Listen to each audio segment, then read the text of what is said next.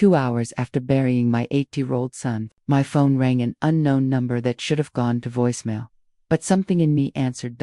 On the other end, his teacher spoke in a trembling whisper, barely holding herself together. "Ma'am, I found something you need to see with your own eyes. Please come to the school, right now, and don't tell your family. Don't tell anyone."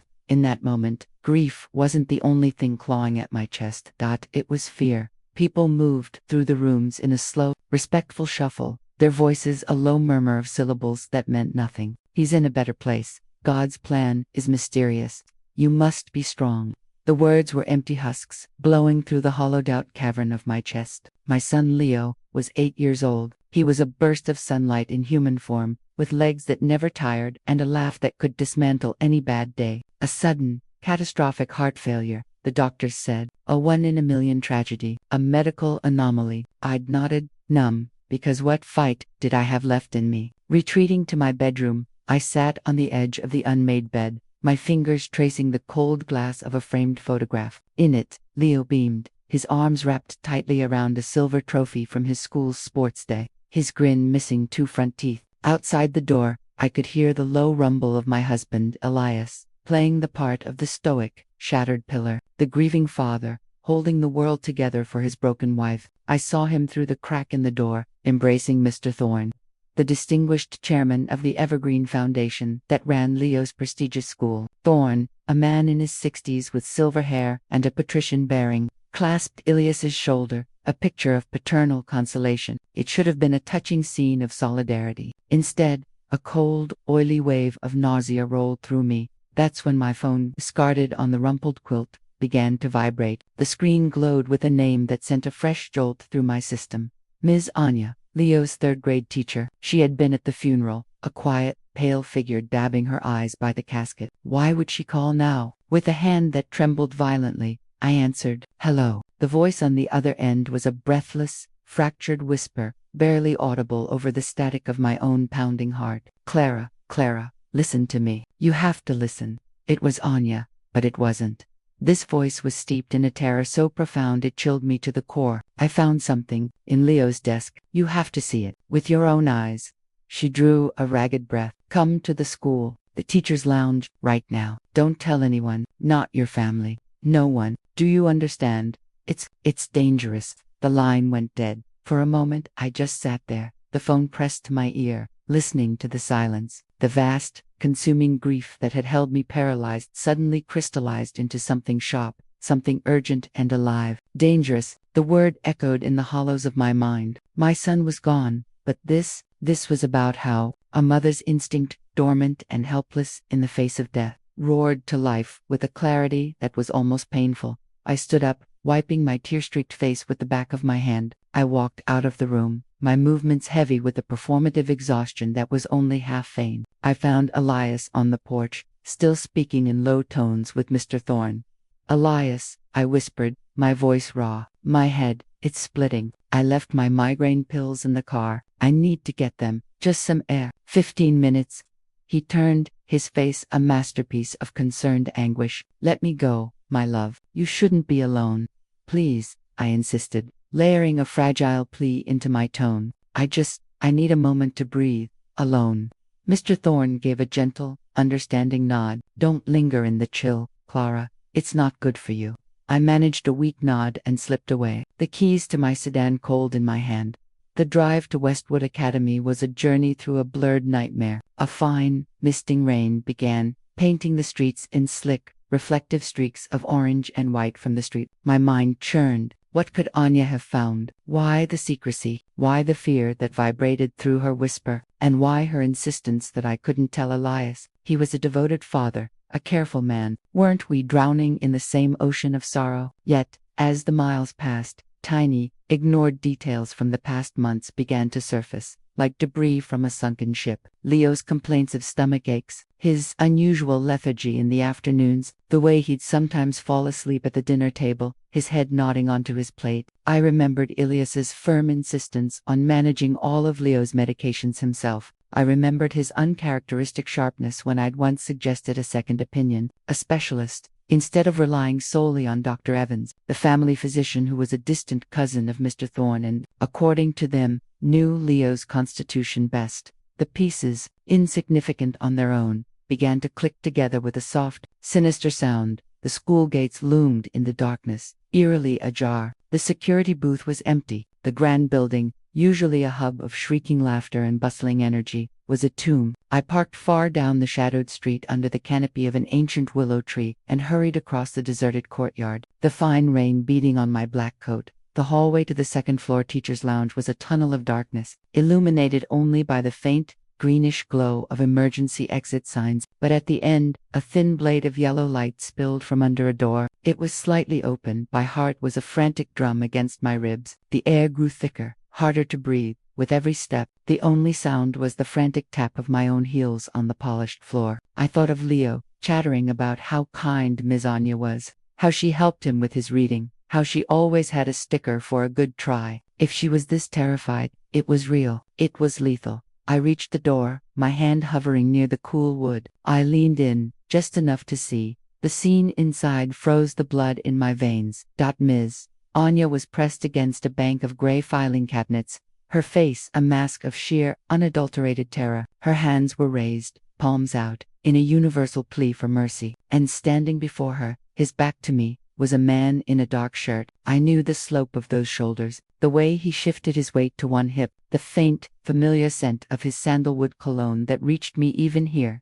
In his hand, he held a small, black rectangular object, a USB drive, or an external hard drive. His voice, when it came, was low, smooth, and utterly devoid of the warmth I knew. It was a voice of calculated menace, a ice pick in the quiet room.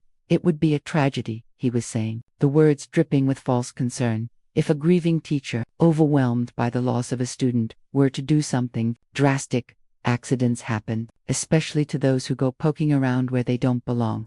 I pushed the door. It creaked. The man spun around, alarm flashing in his eyes before they settled on me. The fluorescent lights overhead painted his face in stark, unforgiving relief. It was Elias, my husband. For a second, my brain refused to process it. It was a glitch in reality. Elias was supposed to be at home, shattered, receiving condolences. Not here, in a dark school, threatening a weeping woman. His expression shifted, the cold menace melting like wax to be replaced by a look of profound, weary sadness, the same mask he'd worn all day. His hand slipped the black device into his pants pocket. A quick, furtive movement. "Clara," he breathed, his voice now the raspy, broken tone I knew. "My love, what are you doing here?" My eyes darted to Anya. She was shaking violently, tears streaming silently down her face. Elias followed my gaze and sighed, a sound heavy with performative grief. "I couldn't bear the house," he said, taking a step toward me, his arms opening slightly. "The memories, they were suffocating me. I came to collect Leo's things from his desk. I wanted to preserve them before the cleaners came tomorrow." He glanced back at Anya, a look that was a clear, silent command. "Miss Anya was just helping me, weren't you?" Anya flinched. Her eyes, wide and desperate, met mine for a fractured second before she dropped them. "Why, yes," she stammered, the lie choking her. "We were reminiscing about what a wonderful boy he was." I saw it all, the sweat on her temple, the white-knuckled grip on her skirt, the way her entire being screamed the opposite of her words. Elias moved to my side, his arms sliding around my shoulders. The grip was too tight, possessive, not comforting. "We should go home, my heart," he murmured into my hair. "This place, it's too painful for you."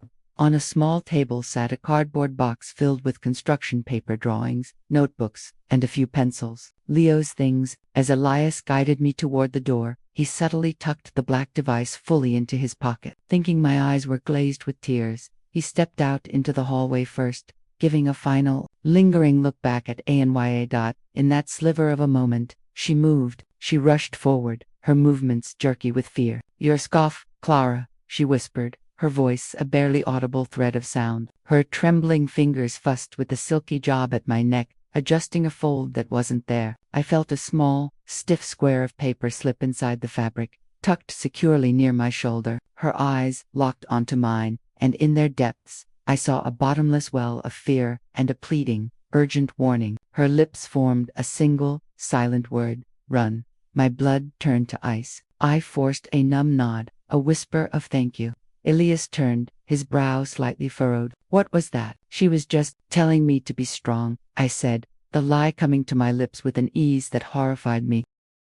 To pray. He seemed to accept it, taking my hand in his. His skin felt alien. We walked away, leaving Miss Anya standing alone in the pool of cold light, a statue of pure dread. The drive home was a silent voyage through a world that had fundamentally cracked. Elias drove with a serene, somber calm, occasionally wiping at his eyes with the back of his hand. He put on a classical station, a Chopin nocturne he always played to unwind. To me, it was a dirge. I sat perfectly still, feeling the hidden note burning against my skin like a brand. My mind raced, connecting dreadful dots. Leo's fatigue, the mysterious stomach pains, Elias's control over the medications, the family doctor, tied to Thon. A terrible, monstrous picture was developing in the shadows of my mind. At home, the last of the mourners were leaving. I pleaded exhaustion and retreated to our bedroom, locking the door behind me. Only then, with my back against the wood and my breath coming in shallow gasps, did I retrieve the note. It was a ragged piece of lined paper, torn from a school notebook, the handwriting a frantic, sloping scrawl, greater than asterisk asterisk asterisk. Leo's heart was fine. They switched his medicine. Slow poison. Check the robot toy in his room, the red one. He recorded something before he died. Be careful. Your husband is not who you think. Asterisk asterisk asterisk. The world dissolved. The floor fell away. I crumpled, sliding down the door to the carpet. A silent scream tearing at my throat. My beautiful boy, murdered, not by fate, not by God's will, poisoned, deliberately. And the architect. I clutched the paper to my chest, a dry, wrenching sob finally breaking free. Grief didn't vanish. It transmuted. It became a black, diamond-hard core of rage. Crying was a luxury for later. Now, I had to move. I waited until I heard Elias's footsteps move downstairs, then slipped out and into Leo's room. The smell of him childhood soap, crayons, innocence hit me like a physical blow, but I shoved the pain down. On his shelf sat Rusty, a red, boxy robot toy with glowing eyes, a gift from my oldest friend Kian, a journalist who loved gadgets. Leo adored it, called it his co-pilot. I found the almost invisible seam along its back panel. With a bobby pin, I pried it open. Inside, nestled in the wiring, was a tiny digital voice recorder, the kind sold as a spy toy. Leo's detective gear. My hand shook so badly I almost dropped it. I pressed play. Leo's voice emerged, small and thin, so unlike his usual boisterous tone. Asterisk day, I don't know. My tummy really hurts. Dad gave me the new red medicine. It tastes yucky, not like the sweet one Mom gives. I'm scared to tell Mom. Dad gets that scary face. He says it's super vitamins, but I feel sleepy and bad. Asterisk, there was a rustling sound. Then the creak of a door, heavy footsteps. Then, Elias's voice. Calm, conversational, as if discussing the weather. Asterisk, the dose is increased. Mr. Thorne, he won't last the week. The moment he's gone, my father-in-law's trust releases to the guardian, that's me. We split it 50-50, as agreed. You just ensure the foundation's property transfer papers are ready for my signature. Asterisk. The recording ended. The silence in the room was absolute, and in it, I heard the shattering of every truth I had ever known. My husband, my son's father, a calculated killer, and Mr. Thorne, the pillar of the community, his accomplice. They had traded my child's life for a portfolio of land and money. The doorknob rattled. Clara, Elias's voice, sweetly concerned on the surface, but with a new, steel thread underneath. Why is this locked? Open the door, darling. Just a minute, I called, my voice strangled. Open it now. The concern was gone. It was in order. The knob jiggled violently, then a shoulder thudded against the wood. Clara, don't make me break it down. I was trapped. The killer was on the other side of the door, and he knew I knew. The blows became thunderous, shaking the frame. I shoved the recorder into my deepest pocket, my eyes darting around the room. The window, Leo's window, which he'd sometimes sneak out of to climb the old maple tree whose branches brushed the small balcony. I'd scolded him for it 100 times. Now, it was my only exit. I flung the window open. The storm had intensified, rain driving in sideways. Behind me, wood splintered. I didn't look back. I climbed onto the railing, my wet dress clinging to my legs, and reached for the thickest branch. It was slick, treacherous. I jumped, my hands scrabbling for purchase, bark tearing at my palms. I hung for a second, suspended between the life I knew and the abyss below, then began to shimmy down. Just as my feet hit the sodden grass, I heard a final crash and a roar of fury from above. I looked up. Elias was at the window, his face a contorted mask of rage, scanning the darkness. A flash of lightning lit the garden for a heartbeat. I pressed myself against the rough bark, not breathing. He vanished back inside. Barefoot, my feet sinking into cold mud, I ran. I slipped through the side gate and into the alley behind our suburb, running until my lungs burned, the recorder a hard, accusing lump against my thigh. I emerged onto a main road, under the awning of a closed convenience store, shaking and gasping. My phone showed 10 missed calls from Elias. I ignored them and scrolled with numb fingers to the only name I trusted.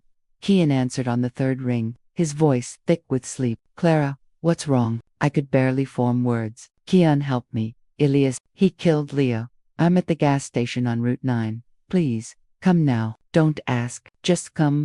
I hung up and powered the phone off completely. 15 minutes later, an old, nondescript sedan pulled up. Kian took one look at Miss-Oak mud-spattered Wilded and, wordlessly pushed the passenger door open. I fell inside. He drove in silence for a mile before I could speak, spilling the horrific story in broken fragments, finally playing him the damning recording.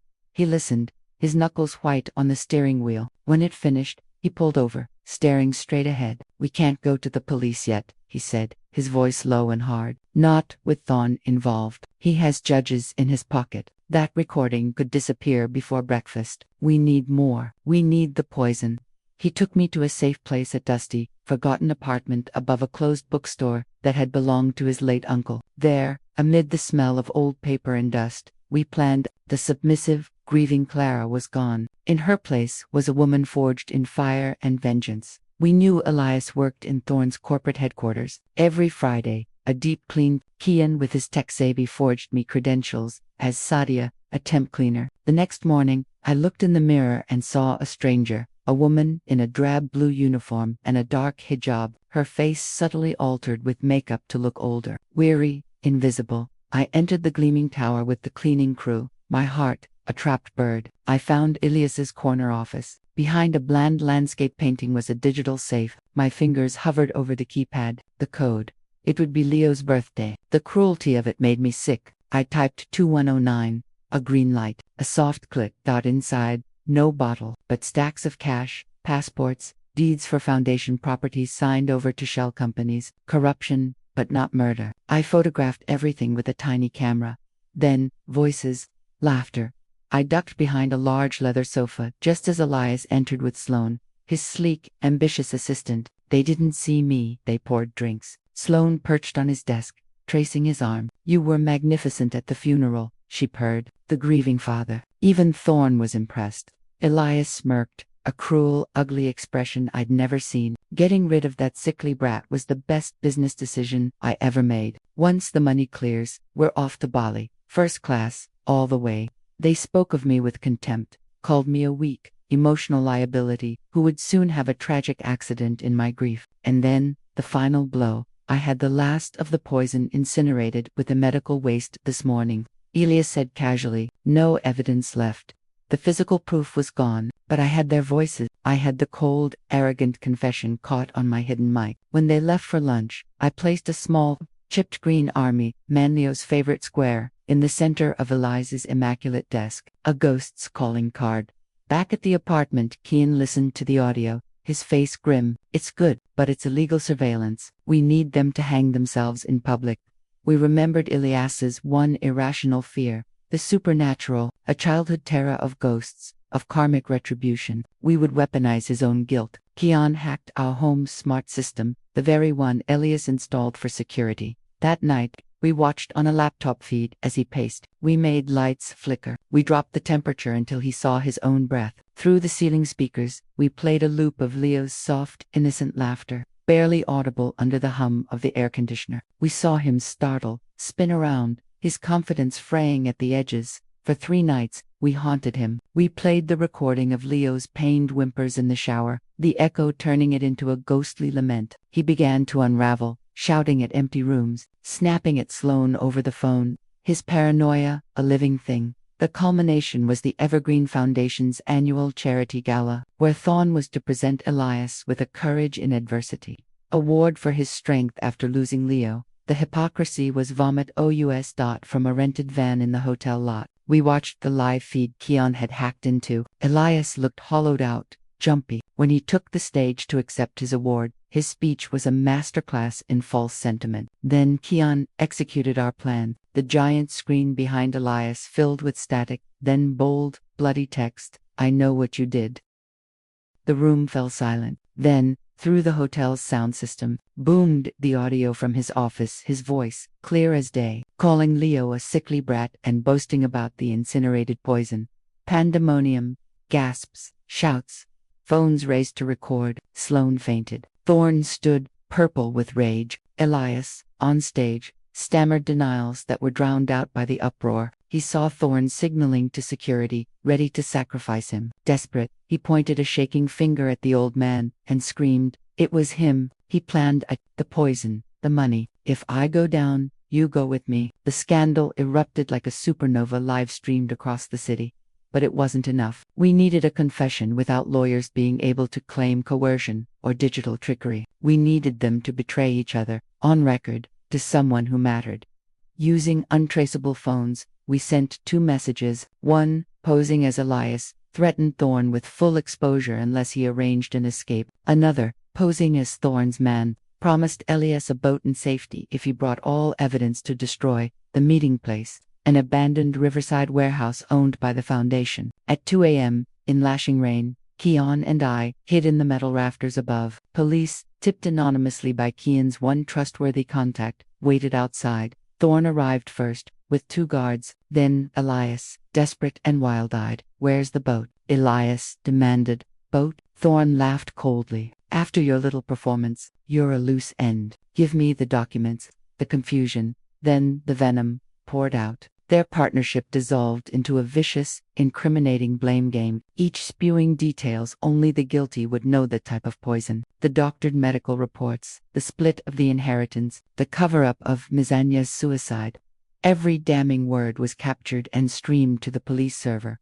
When Thorn drew a gun, the sirens wailed. In the chaos, Elias saw our reflection in a stray lens. His eyes met mine across the dark space. Recognition, then pure, unadulterated hatred. "Clara!" he roared. He charged the stairs as police swarmed below. Keon pushed me toward a roof exit. "Run!" On the rain-slicked roof, the wind howled. Elias burst out, armed with a metal pipe. He swung at Keon, connecting with a sickening crack against his forearm. Keon cried out, collapsing. Elias grabbed me, yanking me by my scarf toward the roof's edge, the pipe at my throat. "One more step and she goes over." He screamed at the officers emerging onto the roof. He dragged me down a fire escape to a stolen delivery van, tying my hands to the door handle with his own silk tie. A crazed high-speed chase ensued, ending when he lost control on a rain-slicked overpass. The van slammed into a concrete barrier, airbags exploding. Dazed, bleeding from a cut on my temple, I saw Elias's leg pinned, still moving with frantic strength. He hauled me out, pressing a shard of broken headlight glass to my throat as he backed us toward the guardrail. A 50-foot drop to a churning river below.